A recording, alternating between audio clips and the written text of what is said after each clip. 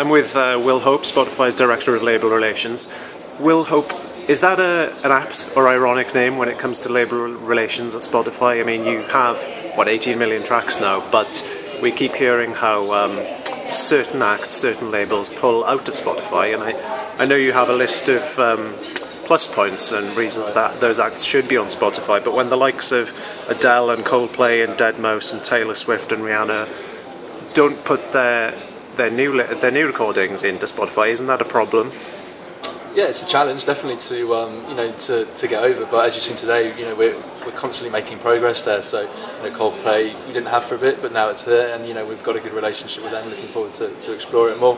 Metallica, we got back today. So, yeah, what we're doing is very different for the industry. So there's a few challenges to overcome, but I'm really confident we're making a lot of progress. When Spotify launched back in 2008. You made a big play of premium customers would get exclusive new album recordings in a kind of exclusive window period.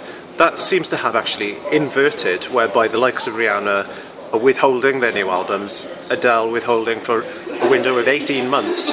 And we saw how successful that tactic has been for Adele, which 21 became, the biggest selling album ever. But, I don't think we could call that a tactic. I don't think that is a tactic. Has led to that. Adele sold what she sold because it's an incredible album that people all around the world have loved. So our part of that story is unfortunate, but it's not the overriding factor there. So could or should we see some of those new releases arrive on Spotify, but to premium paying customers only? We want to offer we're all about content, and we want to get as much content out there as possible. So we value the free service highly because it's a great way for people to get into Spotify. So we want as much content as possible, but for all our users. It must be really difficult when you're faced routinely with certain quite minor acts coming forward and saying, we got tuppence halfpenny from Spotify in the last quarter, and yet you're probably bound and not able to say much in response to that. Is there anything you can do to that? Can you introduce some kind of transparency about the rates that you are paying? Would that not help? We try to be as transparent as we can, but again, our commercial deals are with the rights holders. So that's the record labels and the publishers. So that's for them to discuss. We can say how much we've paid out. We can say how we're growing our payments and and our user base.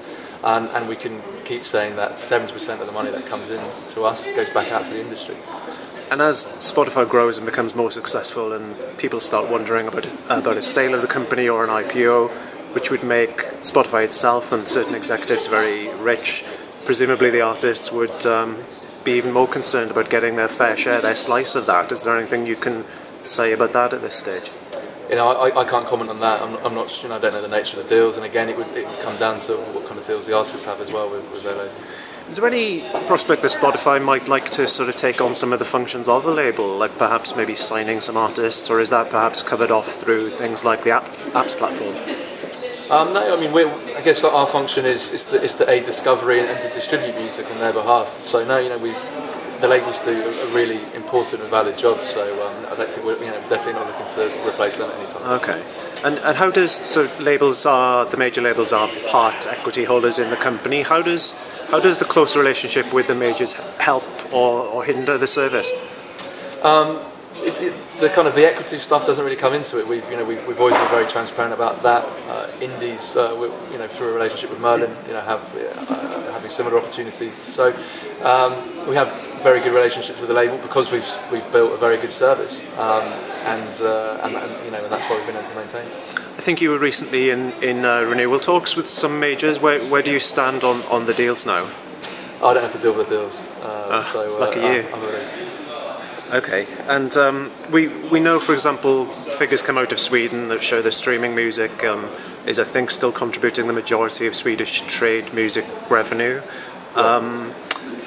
Is Sweden a unique market in that regard, and what is it about the Swedish market, and are other markets like the UK, the US approaching that point, and what will it take?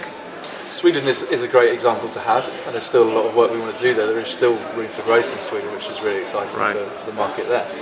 I think what's unique to Sweden is that it is our home market. and they went from kind of CDs to piracy to Spotify. Really, there was the download industry didn't mature that much, and so that coupled with the fact that they have, they've always had excellent infrastructure around internet service and 3 and 4G mobile networks means it's a really good environment to launch a service like Spotify.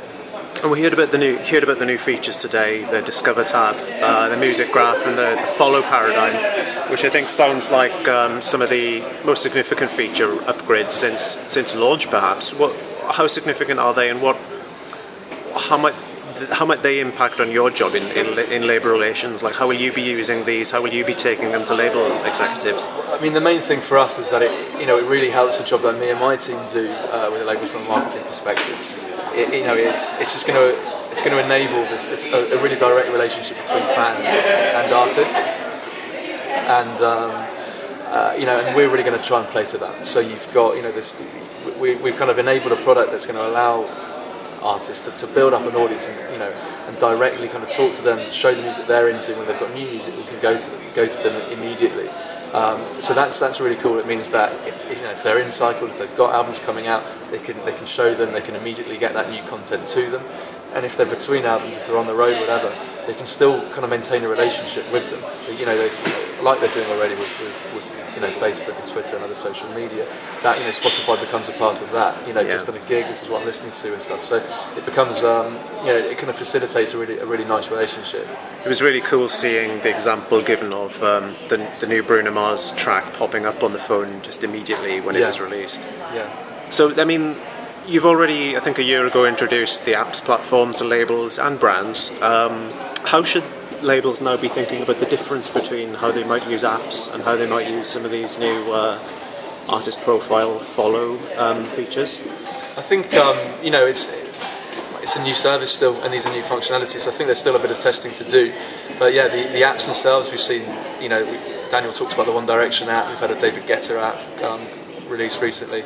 They're really good ways to get fans into it, and you can do something different. But at the same time, this follow functionality is going to be really cool as well. So I think it all depends on the plan they have, the overall marketing concepts they have, and that's something that I find really interesting in my day to day. It's how do we make the Spotify platform and the developments that we've just announced fit into the overall marketing story. We're not looking to kind of reinvent the whole marketing concept when it comes to an album release. We're looking to work with it and add as much value as we possibly can to it as well. And I think we're getting more and more tools to be able to do that, and that's really exciting. So what's the biggest thing you need to execute on, or the biggest challenge for 2013? Biggest challenge for me in 2013 is helping labels and artists get their own profiles up with as big a following as possible, so that they've got an audience they can interact with. Okay, thanks, Will. Thank you.